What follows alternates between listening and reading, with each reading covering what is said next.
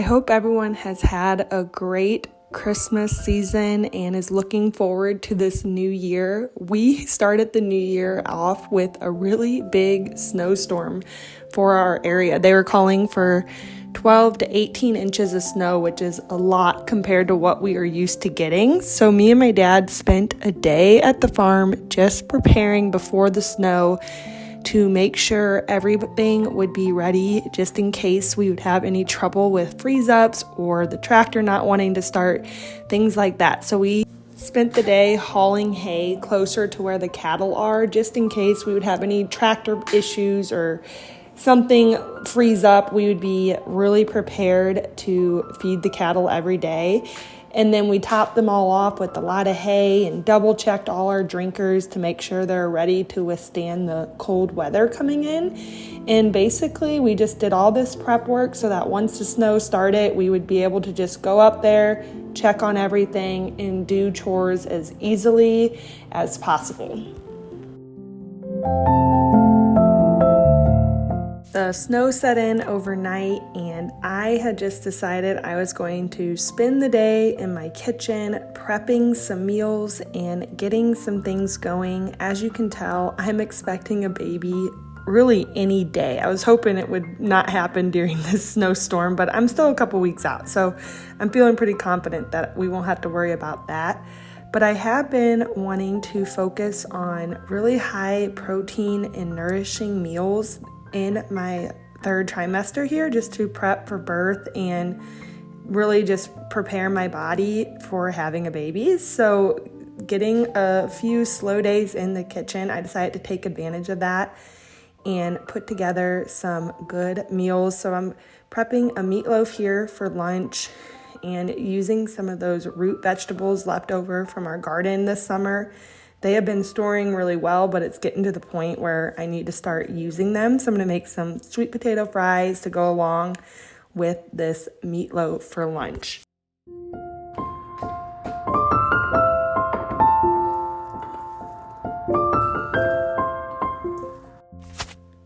When you're a farmer, you learn to work with the seasons, and wintertime is definitely that time of year where you're forced to just slow down and do things at a slower pace.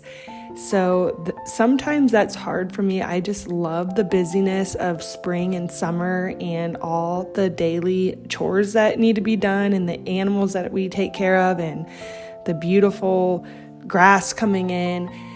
But in the wintertime, it's a whole different set of chores, a whole different kind of busyness on the farm. You're really not busy at all. It's just slow, and you just go out, you do what needs to be done, and you come in for the day. And that's just kind of how it rolls during this time of year. The days are shorter, and you're just kind of forced to spend more time inside. So I do look forward to that slowdown every year. But by the end of winter, I am definitely looking forward for things to pick up again. And focusing on spending time with my family, cooking, and learning new skills in the kitchen has been helping me get through these slower winter days. Also, expecting a newborn. It's a great time of year for a farmer to be expecting a newborn whenever things are just naturally slower.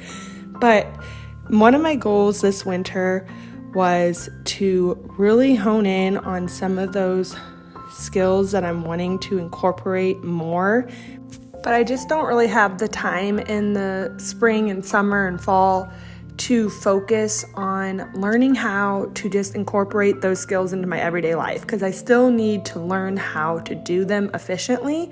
So it's one of those things that just takes more time. So these snowy days, I'm just going to focus on spending time in my kitchen and getting in the routine of making bone broth and fermenting milk kefir and using it, and then learning how to use freshly milled grain. It's basically all these traditional skills that I know are so good for our health. And I just want to be able to prioritize taking the time to learn how to incorporate them into our everyday life.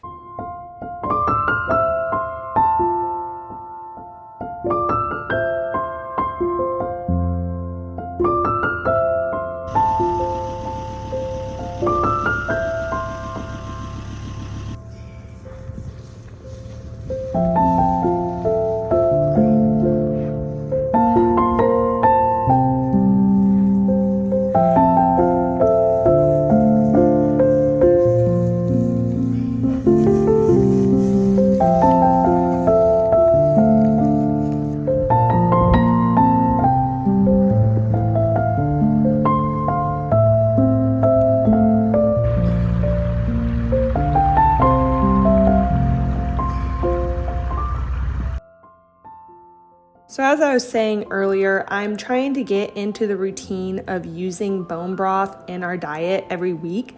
And through experimenting with it this winter, I've learned that 2 packs of our chicken backs fit easily in my Instant Pot, and it yields about a half gallon of bone broth. So I have been doing that every week. I've been making a batch of it. I just put the chicken backs right into the Instant Pot, cover them with some water, a little bit of herbs and apple cider vinegar, and I just let them go for about 24 hours, and then I strain them off, and I don't even worry about saving the meat off the backs, which you can definitely do that because there's pretty good meat on them.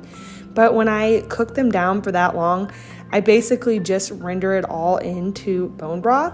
And then I've been putting a half-gallon jar in my fridge every week and then incorporating it into some soups or different recipes throughout the week. And it's just been a really easy way to get bone broth into our diet this time of year. And you might be wondering where these chicken backs come from. So we raise meat chickens on our farm through the warmer months of the year, and then we take them to a processor here in Missouri, and when he cuts them all up, we get like breast and thighs and all the parts back, and we sell out online or at the farmer's market.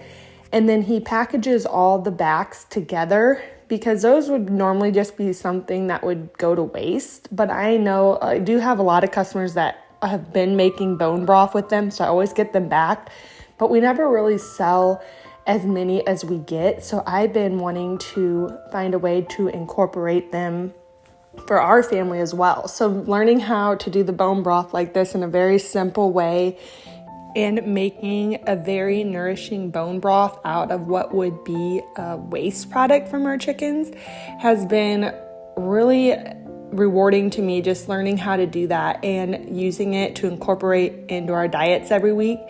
And you can also use the meat off of the backs. It yields a really good dark meat, and that's just one extra step in making bone broth.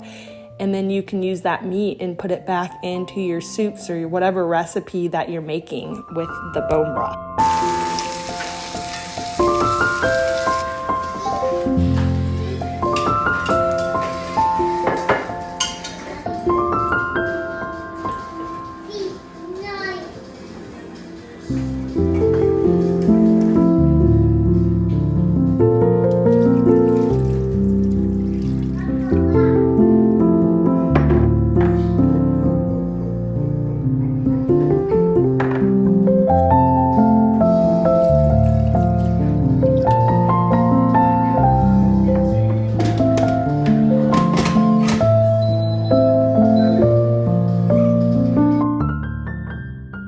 As I have more time in the kitchen on these slower winter days, another thing I have been wanting to try to learn is how to incorporate freshly milled grains into our diet more. I have made a lot of sourdough bread in the last couple years, and I actually have not bought store-bought bread in those few years, and I'm very familiar with the process of sourdough and all-purpose flour.